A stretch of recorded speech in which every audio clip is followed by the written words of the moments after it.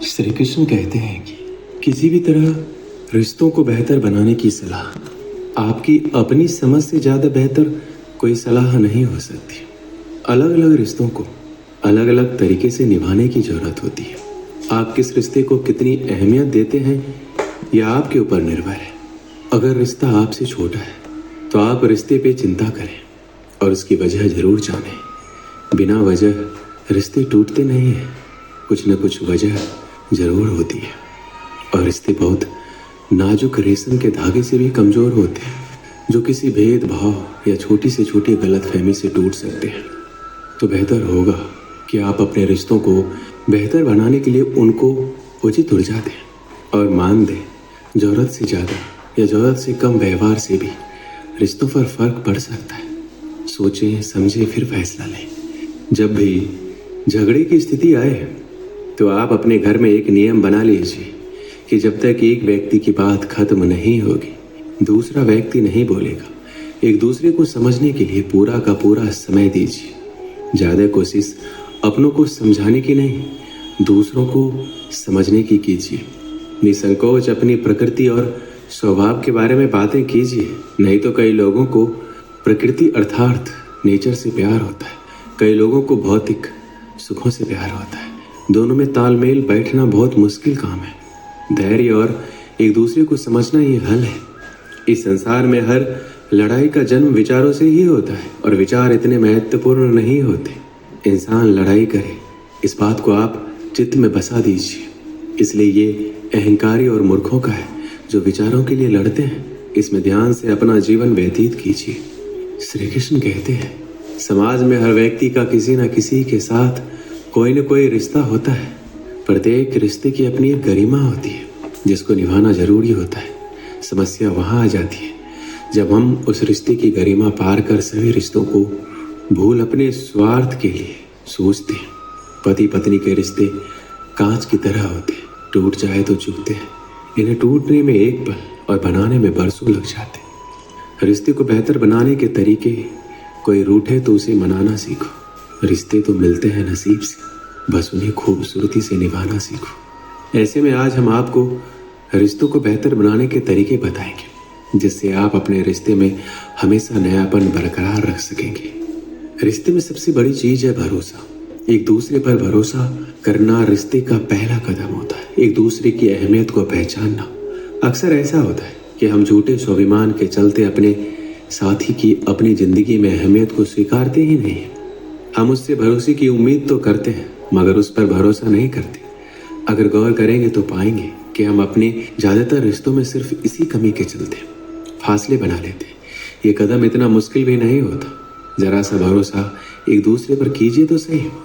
यकीन मानिए बदले में भरोसा, सहारा, प्यार और साथ सब कुछ आपको मिलेगा। रिश्तों को बनाने के लिए आपको अपने खास लोगों के साथ बातचीत, हालचाल लेते रहना चाहिए।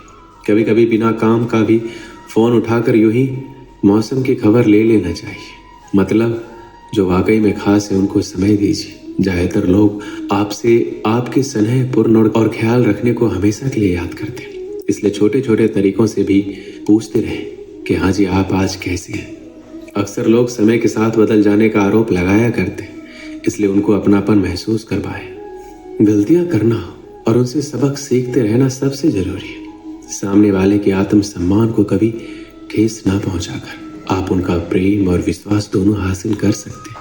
बाकी सबका अपना अनोखा तरीका होता है। हर एक रिश्ते की कदर कीजिए। रिश्ते अक्सर आपके व्यक्तित्व का आईना होने के साथ साथ आपके सुख दुख के साथी भी हैं।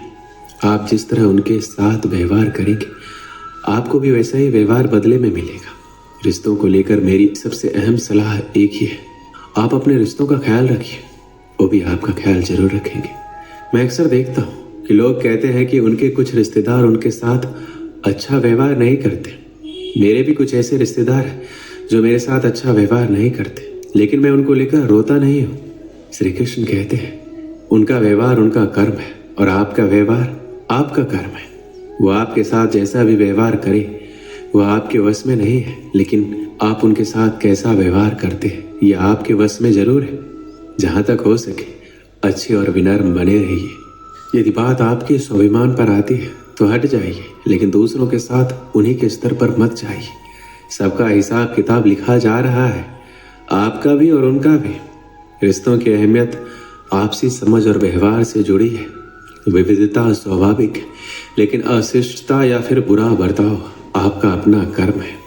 रिश्ते बहुत ही प्यारे होते हैं। रिश्ते उस अमृत की तरह है जिसे इंसान अपनी जिंदगी में सही तरह से सहेजना सीख ले, तो जब तक इस धरती पर बसेरा है वह कभी अकेला और उदास नहीं रह सकता है।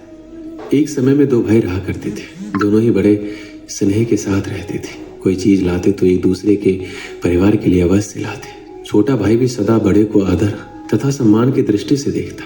एक दिन किसी बात पर दोनों में कहासुनी हो गई। बात बढ़ गई और छोटे भाई ने बड़े भाई को अपशब्द कह दिया। वहीं से दोनों के रिश्ते में खटास आ गई।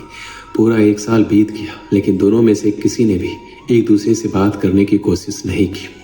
जब छोटे भाई की बेटी का शादी का अवसर आया तो उसने सोचा कि बड़े तो बड़े ही होते हैं, मैं उन्हें ही मना लेता हूँ। उसने भाई से बीती बातों को लेकर क्षमा मांगी और घर का विवाह कार्य संभालने का निवेदन किया। लेकिन बड़ा भाई मन में बात लेकर बैठा था, इसलिए उसने विवाह में जाने से मना कर दिया। इससे छोटा भाई भी दुखी हुआ, लेकिन उसने ठान लिया कि वह किसी भी तरह भाई को मना कर रहेगा। विवाह के काफी दिन कम बचे थे। छोटे भाई के प्रयास लगातार जारी थे। एक दिन एक रिश्तेदार ने छोटे भाई को बताया कि तुम्हारा बड़ा भाई रोज एक महाराज जी के पास सत्संग सुनने जाता है, उनकी सारी बातें वो मानता है। इसके बाद छोटा भाई उन संत के पास पहुंचा और पिछली सारी बात बताते हुए अपनी गलती के लिए क्षमा याचना की और पश्चाताप व्यक्त किया। उसने संत से निवेदन किया कि आप मेरी बेटी के विवाह में मेरे बड़े भाई को आने के लिए राजी कर दें। दूसरे दिन जब बड़ा भाई सत्संग में गया तो संत ने उससे पूछा, तुम्हारे छोटे भाई के यहाँ कन्या का विवाह है, तुम क्या काम संभाल रहे हो? उसने जवाब दिया, मैं तो विवाह में सम्मिलित ही नहीं हो रहा हूँ। कुछ वर्ष पूर्व मेरे छोटे भाई ने मुझे ऐसे कड़वे वचन कहे थे जो आज भी मेरे हृदय में कांटे की तरह खटक रहे हैं। संत जी ने कहा, सत्संग के बाद मुझे मिलकर जाना। सत्संग समाप्त होने के बाद बड़ा भाई संत के पास पहुंचा तो उन्होंने पूछा, मैंने बीते रविवार को जो प्रवचन दिया था उसमें क्या कहा था? काफी देर सोचने के बाद हाथ जोड़कर बोला, माफी चाहता हूँ, मुझे कुछ याद नहीं आ रहा। संत ने कहा, देखो मेरी बताई हुई अच्छी बातें तो तुम्हें 8 दिन भी याद नहीं रही, और छोटे भाई के कड़वे बोल जो 1 वर्ष पहले कहे गए थे वो तुम्हें अभी तक हृदय में चुभ रहे हैं। जब तुम